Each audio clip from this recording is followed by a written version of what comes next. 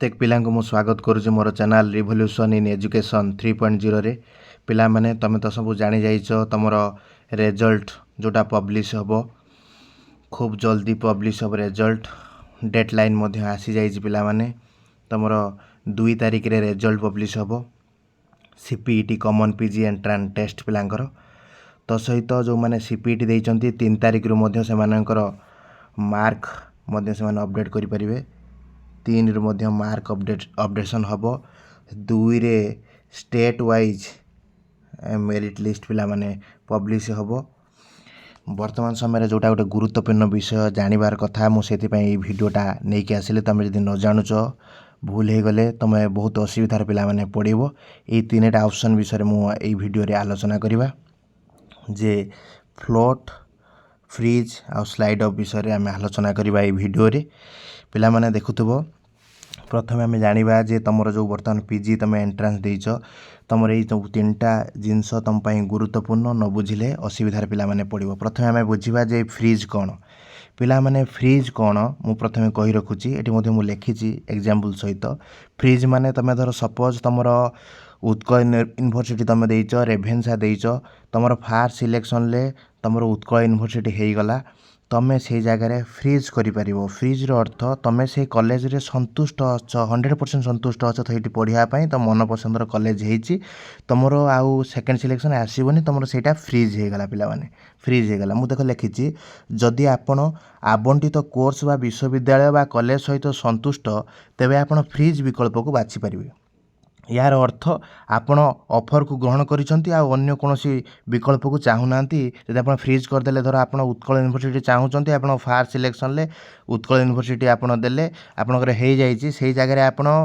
Freeze option को दबाई पारे से फ्रीज ऑप्शन को दबाइले आपणकर आउ कौन कॉलेज रे सिलेक्शन हेनी से जगह हो जब आप फ्रीज न कर सेकेंड सिलेक्शन चेंज हो पारे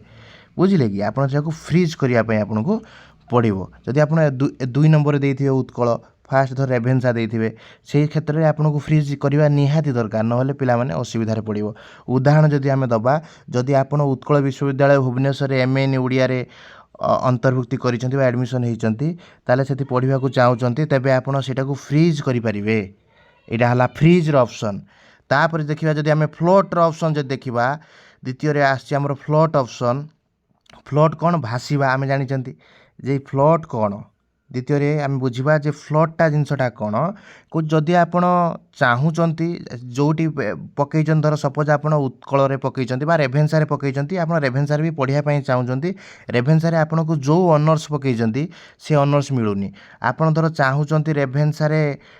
पॉलिटिकल साइंस चाहूँगी किंतु आपन को मिलूँ से जगह जदि आपन को फिलोसफी मिलूँ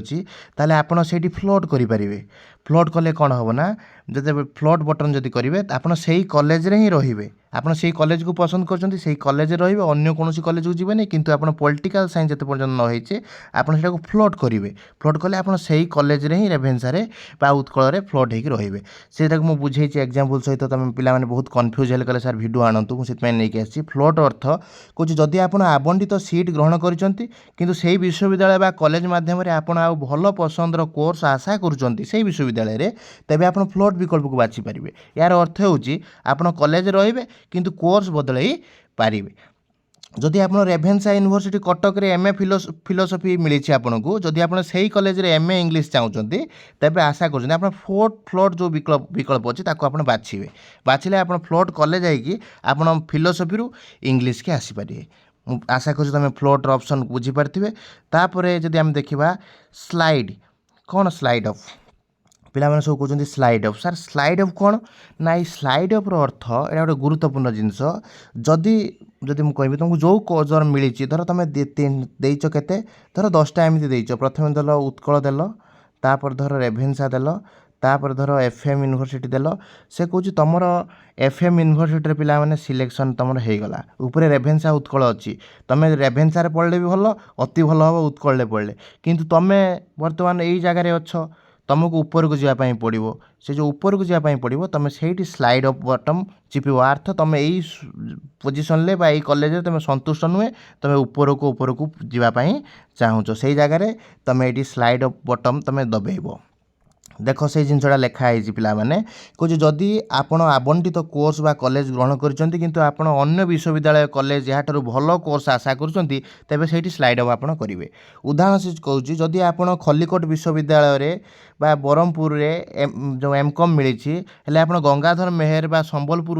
ଯେଉଁ ବିଶ୍ୱବିଦ୍ୟାଳୟରେ ଏମ୍କମ୍ ପାଇଁ ଆଶା କରୁଛନ୍ତି ତେବେ ସେଇ ଜାଗାରେ ଆପଣ ସ୍ଲାଇଡ୍ ଅଫ୍ କରିପାରିବେ। ଏଇଟା ସମ୍ପୂର୍ଣ୍ଣ ଥିଲା ପିଲାମାନଙ୍କର ଡାଉଟ୍ ଥିବ ସାର୍ ସିପିଟିରେ ଆମର କ'ଣ ରହିବ,